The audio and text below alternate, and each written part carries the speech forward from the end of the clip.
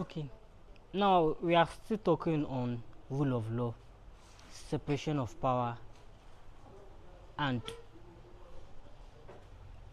rule of law, separation of power. Now, when we are just all what we are hampering on is to tell us that say there's actually a need for you to separate the executive from the legislature and the legislature from the judiciary, because if you cannot do this, then the truth is that you'll not be able to hold anyone accountable. So separation of power is basically introduced to be able to ensure that each organ or each arm of government are held responsible for their actions. And when it comes to, then you should know that the principle of separation of power was introduced by Baron de Montesquieu, a Frenchman. Note the name again, Montesquieu, or Baron de Montesquieu, that's his full name. Is actually a Frenchman. He actually introduced the concept of separation of power, and rule of law was introduced by A.V. Dicey. And when it comes to check and balances is just to tell you that each arms of government must hold each other accountable. That is, the house of the legislature should hold the executive accountable, the executive should hold the legislature accountable, and at the same time the judiciary should perform an oversight on every one of them to ensure that everyone is doing their responsibility and is also not wielding too much power. You to actually do the goods they have, and at the same time the America is actually a practical state or a practical country whereby we can say that practice what we call a free society, socialism, capitalism. And one of the advantages you always find in a capitalist society is that you always have freedom of choice. You always have freedom of choice. That is, maybe because maybe you want to eat A today, you have the freedom to actually say you want to choose eat A and not B. Not that anyone will actually force you to pick one out of the other. I mean, you will always have that option in a capitalist state. Though one of the disadvantages you can also find in that kind of system is the fact that as much as there's actually going to be a competition amongst people, I mean, an L2 competition amongst them, one is that it can actually also be manipulated. It is very prone to manipulation. I mean, let me give a practical example. Is perhaps looking into Dangote now. I mean, him increasing a cost of cement to 12,000, 13,000. Perhaps that might actually not be possible in a socialist state, but because we're in a capitalist state, exploitation is actually being done. So now to socialism. So when we are talking about socialism, what is socialism? Socialism is a system of government whereby the means of distribution, means of production and distribution of goods and services are controlled by the government. That is, it is not controlled by private individuals, they are controlled by the government. And when we say the government actually controls this, it means that the government actually has right to tell us that the goods to produce, the goods to manufacture, they are being controlled by the government. And one of the advantages you will always see in this kind of system is that actually it is not prone to exploitation because the government actually are the one controlling it and they ensure that it is not being manipulated. But the disadvantage is that you will actually not have choice. I mean, you will be restricted to just the choice that the government are making, and then you have literally have no option and to pick which one do you want and what you do not want. Now, when we now talk about communism is basically, let me call it, a classless society. Though it can also be argued that no country has achieved it to the level of communism yet. Though North Korea is trying, and at the same time China, but no country has actually achieved it yet. But when it comes to communism is a classless society. We are saying that everybody is equal, everybody contributes, and everybody is given according to what they need. For example, now maybe you are an household of 5, you'll be given something that will satisfy an household of 5.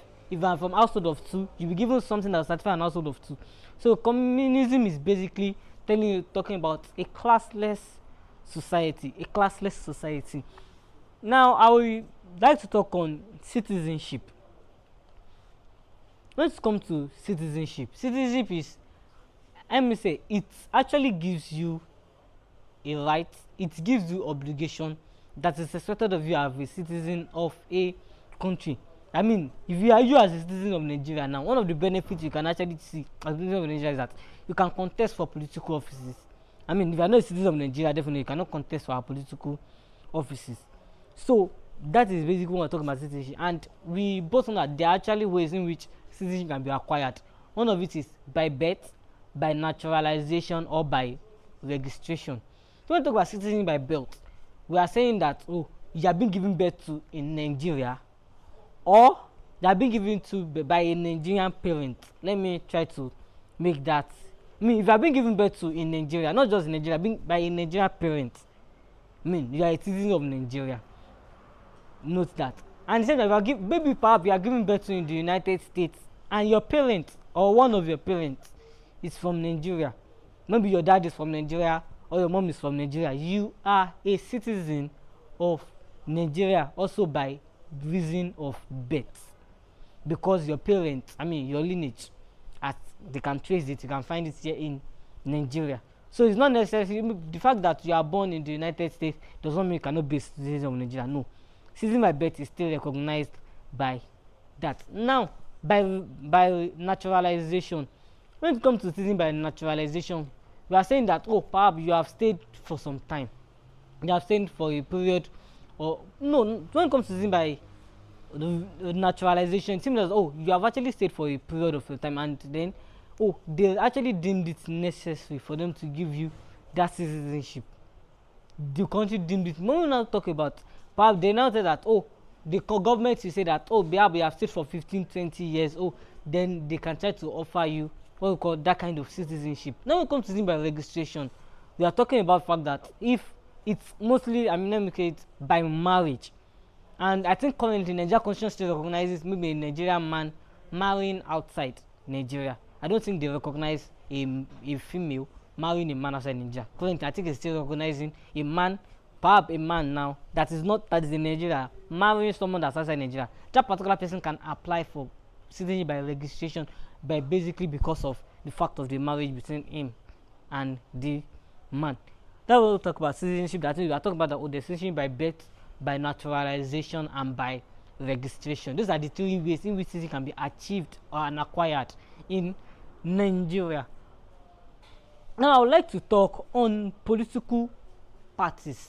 This is actually a wide topic, because in every political system there is actually a need for a political parties, because they actually do not context for political offices. The primary goal of every political party is to contest in an election and win. I mean, any other thing is secondary. The primary goal is that we came to an election and we win. You can find maybe, for example, now APC is contesting an election. The primary goal, the way they are contesting is because they want to win that particular election. PDP is contesting an election. The primary goal the reason they are contesting is what? Is to win an election. First, their primary goal is to win an election. Any other thing can actually come in secondary, but primary goal is to win an election. So when we're talking about political parties, I would like to just take off on a brief history of political parties in Nigeria. It's actually going to be very short, so please make sure you read more on it and you have more knowledge of it. We both know that the first political parties recognized in Nigeria is NNDP. I mean, that's Nigeria National Democratic Party, established by Abat Macaulay in 1922. That's the first political party in Nigeria. Then we have the YM, the National Youth Movement. We have AG. We have, that is Action Group. We have MPN. NPC, that is Northern People Congress. Now, during the First Republic, we also have some set of political parties that actually contest in the election. That's why you can find AG, NPN. Those are some of them actually participated in the First Republic. But now, I would like to expatiate more during the Second Republic political party. I mean, in the 1979 election, those 6 political parties actually were recognized then, but only 5 actually contested for the presidential election then. So it is very, very necessary. Though it's in 1983 election, then we actually have 6 that later contributed. Then we have the UPN, that is the Unity Party of Nigeria. We have NPN, that is the National Party of Nigeria. We have GMPP, we have MPP. So all these political parties actually participated in that particular election. That is for the Second Republic. Then the First Republic is 1963 Republic. The next Republic is 1979. Then we have 1989 Republic and we have 1989 Republic then, at the same time we have 1999 Republic. I mean, that is still the one that we are using currently. And note, there's also a particular election. I mean, everybody we always hear about, you will always be hearing about June 12th. I mean, even June 12th is even coming soon, and a Republic Day will also be discussed. And in that particular election, only two political parties were actually, I mean, I think that time because in Nigeria parties, two-party system, whereby only two parties were actually contesting for the presidential election. That's why we have the XDP and the MPN. So these parties actually, I mean, those know that for the Third Republic, our power, as you can say, we have two political parties that actually contested that particular election. Now, for the 1999 election, I mean, numerous political parties actually contested in that election. I mean, if you want to list them, I think there are even more than 60 plus that contested that particular election. But I mean, those most popular, you always find PDP is a very popular political party. Then we have AD, that is the Alliance for Democracy. Those political parties were actually some of those that existed in Nigeria at that time, and currently now we have numerous political parties. Even one ADC was formed recently, and Nigeria is actually a very beautiful country. I mean, talking about political parties, and note, as much as I mentioned that their primary goal and objective is to educate, I mean, is to make sure they win election, but their role is not just limited to that. They ensure that they actually gives what you call, they ensure that they actually mobilize their people and they are enlightening them, because that's one of the role of a political party. It ensures that their members or the members of the public are political literate. I mean, they know the choice, they know how to make their choice, and they do what is expected of them to do. Now, I will also like talk on local government. In every country, I mean, if you want to find a working country, there's actually a need for what we call a working local government. And that's one of the issues we always find in Nigeria even facing currently, even though the Supreme Court has actually said that, oh, the local government should have autonomy from the state government, but some of the rules are not even still being followed. So when it comes to local government is actually, let me call it, a grassroots government. That is, it is the government that is the closest to the people. That's why you can find, maybe, let me use Oyo State as a practical example now. You can find maybe Egbeda local government, Lagos local government. I mean, these local governments are expected to know the needs of their community. And I mean, how do you expect a governor to actually know what is happening in one particular village? The truth is that it is actually normal for the governor not to know. But that is the responsibility of the local government to ensure that, oh, the needs of those parties are actually made known to the government. And at the same time, they also, I mean, some local roads are expected that, oh, this particular road, I mean, some inner roads, it is actually the responsibility of the local government to ensure that, oh, this particular roads are being done. So that's one of the responsibilities of the local government to ensure that, oh, this thing, I mean, they are expected as, they call them the grassroots government because they are very close to the government. That's why you can find your local government, that's why you can find your local government chairman, the councillors, as the case may be. Now, I would like to talk on military rule first before talking lastly on international organization, because international organization is actually a very broad topics, and it's also a topic that almost every year you will always find questions on it. I mean, you will always find questions on it. So when it comes to military rule, we basically want to talk about military rule in Nigeria. Military rule in Nigeria. As I mentioned earlier, that Nigeria has actually had the phase whereby we are being ruled by the military.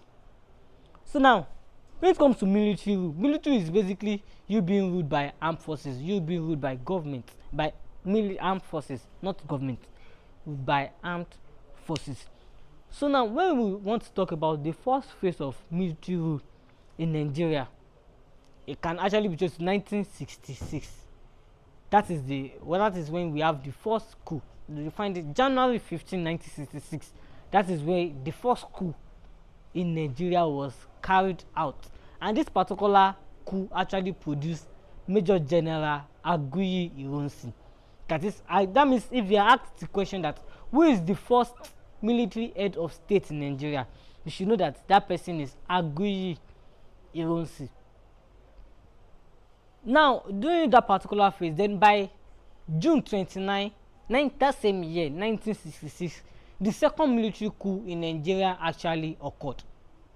And that is actually the military coup that actually produced Yakubu Gowon as the military head of state in Nigeria. After a long run by Gowon was actually, a coup was also carried out in 1973 which hosted him out, and which actually produced this man, on a 20 note, General Muritala Muhammad. That coup actually produced him.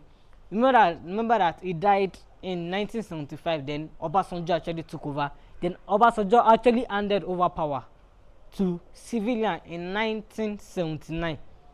And after the 1979 election actually produced the first executive president of Nigeria. Note, the first executive president of Nigeria. There's a difference between the first president of Nigeria and the first executive president of Nigeria.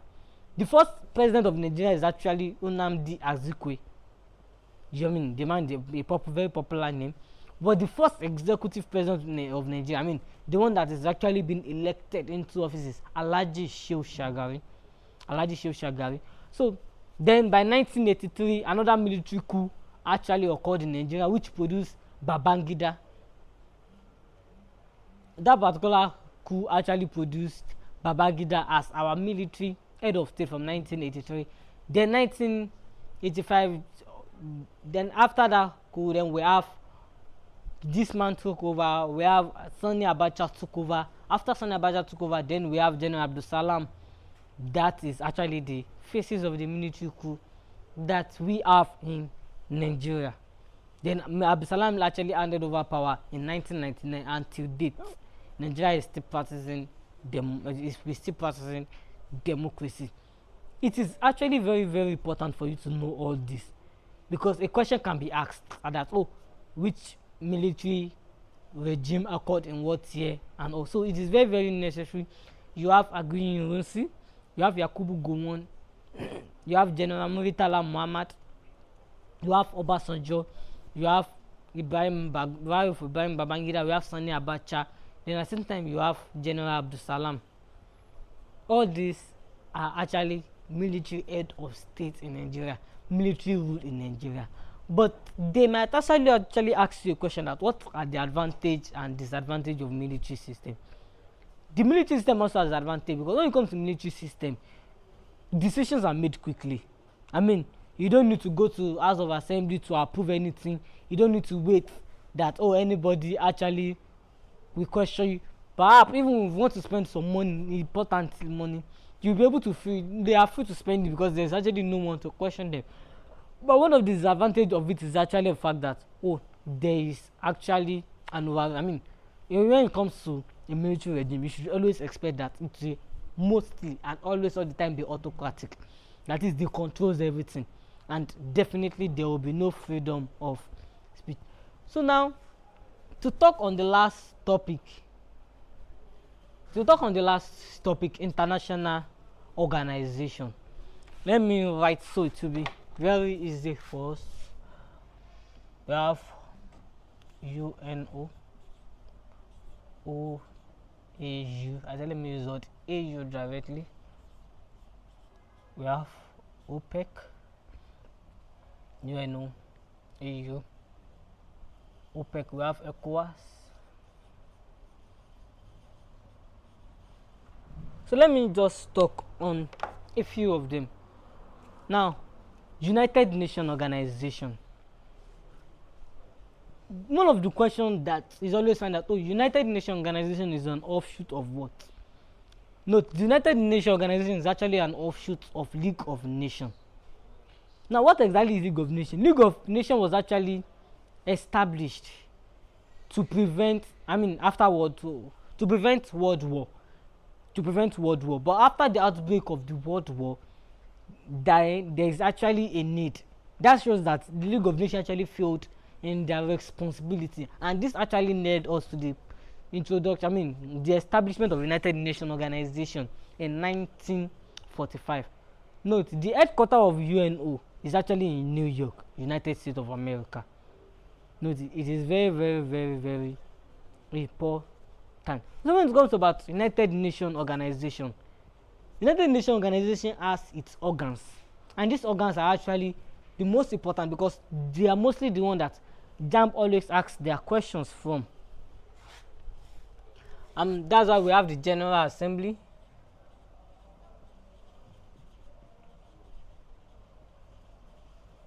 We have the Security Council.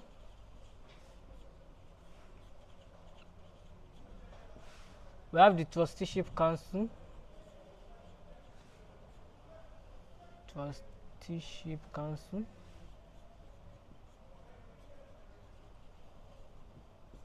We have the ICJ. We have Economic and Social Council.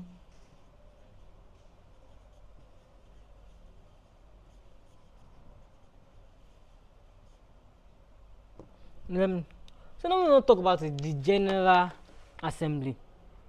The General Assembly is actually, this particular General Assembly consists of all members country. As at the last time, the members of the UNO were actually 193. That simply means that as at that time, the members of the General Assembly are actually what? They're actually the same 193. That is, each country is actually a representative and a member of General Assembly, and they actually have a vote each. Now, to the Security Council. This Security Council is, let me call it, is the most powerful organ of the UNO. It is the most powerful organ of the UNO. Note, it is the most powerful organ because you always see question that, oh, what is the most powerful organ of the UNO? It is the Security Council, and it actually consists of just 15 members, 15 countries, 15 members. That is the Security Council, and out of these 15 members, we have 5 permanent members. That is, these members will always be there, and apart from those members, at the same time, these 5 members also has what you call veto power. The veto power, and that's why we have the United States of America. You have France. You have Russia. You have England. Let me use what Britain.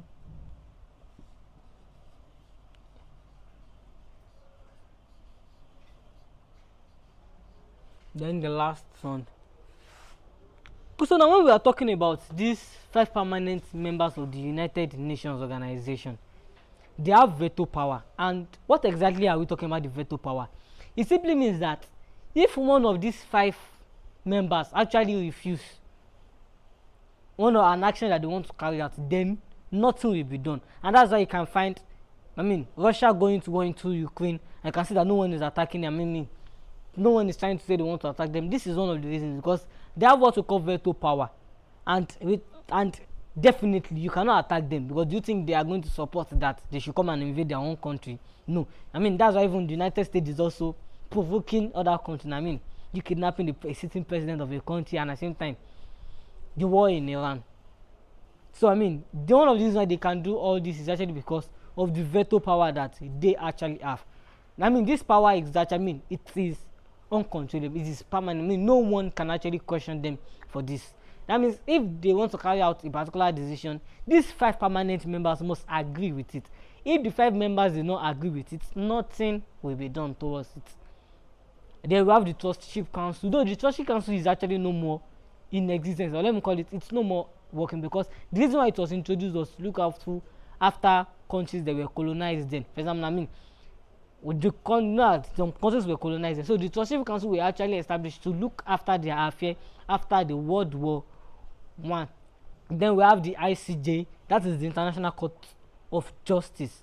When it comes to International Court of Justice, in short, you call them World Court. But no, the headquarters of International Court of Justice is in Hague, Hague, Netherlands. Note, it's actually also a very, very, very important, very, very important for us to note.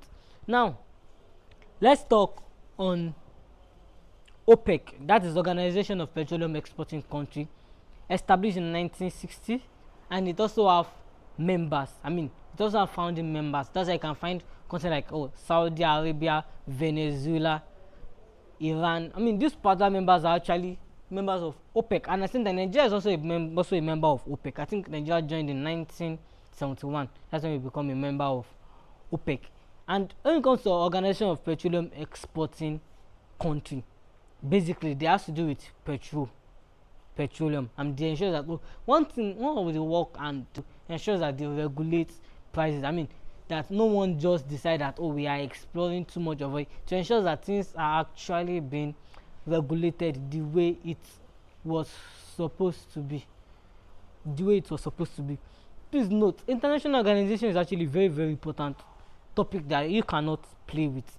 I mean, you will always find questions around it, maybe 2, 3, or 4 questions, as the case may be. So note all these. I mean, looking into all these concepts, the constitution, you always find these questions. All these pattern concepts that we have actually discussed, they are very, very, very important. I mean, you will always find question on it. So solve your past question, ensures that you do what is expected of you to do. I mean, you read, you solve your past question, your attempt question, and ensures that, I mean, you do what you are actually expected to do, because it is very, very, very, very important. I mean, if you want to talk on international organization, then you also have to look into ECOWAS, I mean, Economic Community of West African States. All these things are actually something very, very, very, very important. I mean, you cannot actually just joke with it. And then you must actually be able to know that, oh, there's actually something we call the separation of power. All these are actually something that is very, very important and very, very pivotal. And one of the reasons why I was actually saying this, because you can actually see some questions like, oh, the most powerful organ of the UNO is what? You know that, oh, it is the, this particular organ, it is the Security Council. You can see questions like, oh, which organs of the United Nations handles the economic and social aspect? You know that it is the economic and social. So all these things are actually something very, very important. And you should know that, oh, if there's an international conflict, oh, you go to World Court, and all of these will actually be settled. So I wish you best of luck. Do what is expected of you to do. I mean, do your assignment. I mean, I wish you the best in your exam. I wish you luck. CMLC is also wishing you the best in your exam. Thank you very much. I stop.